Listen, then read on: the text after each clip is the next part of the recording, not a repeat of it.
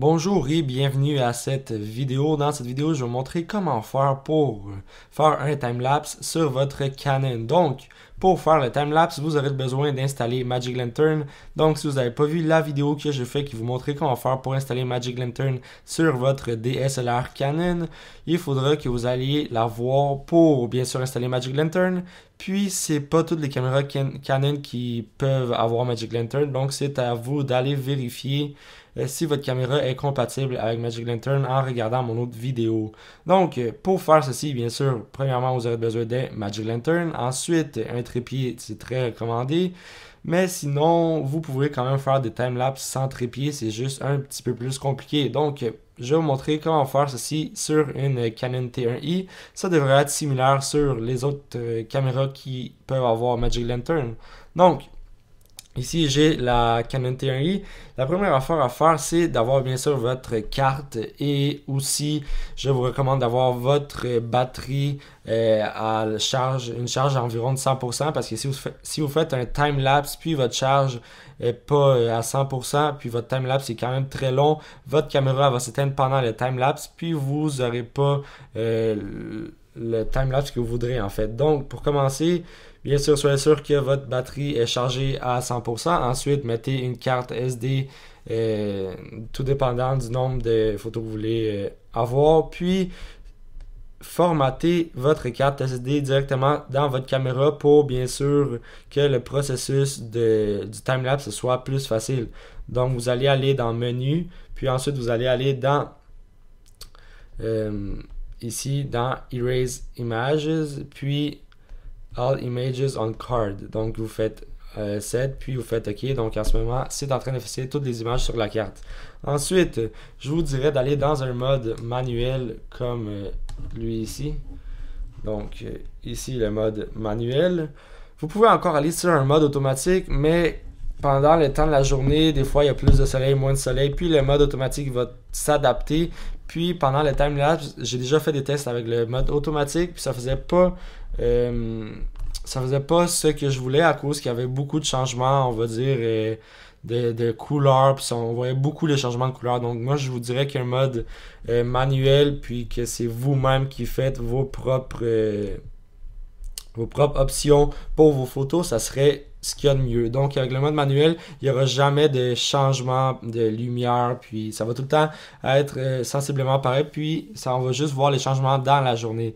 Donc moi, je le mets dans le mode manuel, c'est à vous de mettre des options. Les options, ils vont toutes dépendre s'il fait beau, s'il fait soleil, s'il fait noir et tout. Puis ensuite, vous allez aller sur la petite poubelle, vous allez cliquer dessus, puis vous allez venir dans Shoot. Donc, ici dans Shoot, puis vous allez voir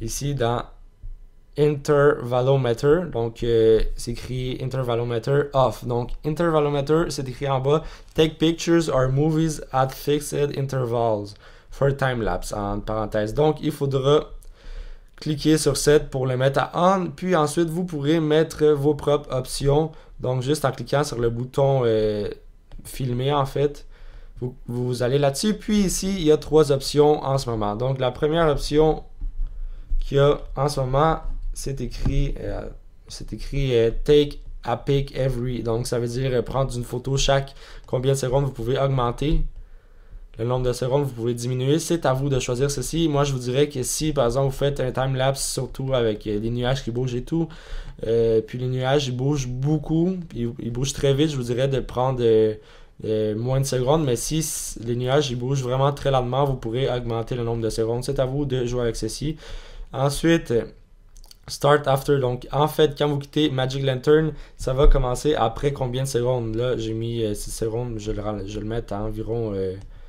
5 secondes pour montrer, puis Stop After. Donc, vous pouvez choisir que la caméra, elle va jamais arrêter, elle va seulement s'arrêter quand la batterie elle sera morte, mais sinon, vous pouvez faire arrêter après 100 photos, 200, 300, puis vous pouvez continuer à choisir le nombre de photos avant que la caméra elle arrête de prendre des photos, donc il y a même 5000 photos. Donc, il y a aussi une autre affaire que ça dit Take pictures like crazy. Je vous dirais que ça c'est pas très bon ce mode-là. J'ai déjà essayé, puis en tout cas, ça peut être un peu tout dépendant de la vitesse de votre carte mémoire et de votre caméra, mais je vous dirais que de pas vraiment utiliser de prendre des photos comme un défaut. Donc quand ceci est fait, vous allez cliquer sur le même bouton pour filmer, puis vous allez quitter Magic Lantern avec le bouton supprimer. Puis vous allez voir dans 3, 2, 1, ça prend une photo. Puis en ce moment, on peut voir que bien sûr, j'ai pas mis les options pour s'adapter à ma chambre en fait. Mais vous pouvez voir que chaque 3 secondes, il y aura non, 4 secondes, il y aura une nouvelle photo qui va se prendre. Donc ça, sur un trépied, vous bougez pas votre trépied, puis il y aura tout le temps des photos qui vont se prendre. Puis vous faites juste attendre le temps que bien sûr, c'est à vous de juger quand vous voulez arrêter de prendre des photos. Puis après ça, il faudra... Je vais arrêter ça tout de suite là. Comment on fait pour arrêter? Vous cliquez juste sur en fait le bouton pour aller voir vos images. Donc voilà, quand vous avez fini de prendre vos photos, vous faites juste, bien sûr, vous pouvez éteindre votre caméra, vous prenez la carte SD où que toutes vos photos y sont, puis vous allez tout simplement la mettre sur votre ordinateur, puis on va aller sur notre ordinateur tout de suite. Donc maintenant on est dans notre ordinateur bien sûr, donc je vais juste mettre la carte SD dans mon ordinateur. Donc, quand vous avez mis la carte SD, il y aura une fenêtre qui est censée s'ouvrir. Si la fenêtre ne s'ouvre pas, vous allez tout simplement ici dans Windows, Ordinateur. Puis, vous êtes censé voir ici EOS Digital où votre carte SD est censée apparaître là. Donc, si la fenêtre s'ouvre, vous cliquez sur Ouvrir le dossier et afficher les fichiers. Puis ensuite, vous allez aller dans DCIM, sans Canon, puis toutes les photos que vous avez prises, ils seront censés être là-dedans. Donc, je vais juste ouvrir Photoshop, mais comme vous pouvez voir, je pourrais pas bien vous montrer avec ces photos que je viens de prendre un time-lapse, parce que justement, il n'y a pas assez de photos. Il faudra avoir plus de photos, donc juste pour ceci, j'ai déjà pris des photos d'un time-lapse. Ici, time-lapse. Donc, ça, c'est cet été, si je me rappelle bien, que j'ai pris ce time-lapse-ci. Donc, il y a plein de photos. Je l'ai mis dans un trépied. Puis, normalement, quand vous ouvrez votre fichier avec toutes vos photos dedans, vous allez voir toutes les photos une après l'autre. Donc, en partant de la première jusqu'à la dernière. Donc, dans Photoshop, il faudra aller dans File. Il faudra aller dans Open. Puis ensuite, vous allez chercher dans votre carte SD ou encore dans l'emplacement où vous avez mis toutes vos photos, timelapse ici. Donc, vous allez cliquer sur la première photo de la séquence, seulement la première, puis ensuite, vous allez cliquer sur Image Sequence. Donc, en cliquant dessus, ça va être comme coché, puis vous allez cliquer sur Ouvrir. Donc, en fait, vous allez choisir le nombre d'images par seconde. C'est à vous de choisir. Moi, pour les timelapses que j'ai fait, j'ai mis 24 images par seconde, puis vous cliquez sur OK. Donc là, maintenant, il faudra attendre que Photoshop fasse ceci, mais en ce moment, il y a des images qui ont des gaps. Ça, c'est, par exemple, il y a une image qui manque entre toutes. Photoshop, il va détecter ça, puis ça va vous le dire. Donc moi, dans ce timelapse que j'ai fait cet été, il y avait des fois des personnes qui ont passé devant mon timelapse, donc je les ai supprimés, puis ensuite, ça m'a donné ceci, mais vous faites juste continuer, cliquez sur Continue si vous l'avez, puis ensuite, vous pouvez venir ici dans File, aller dans...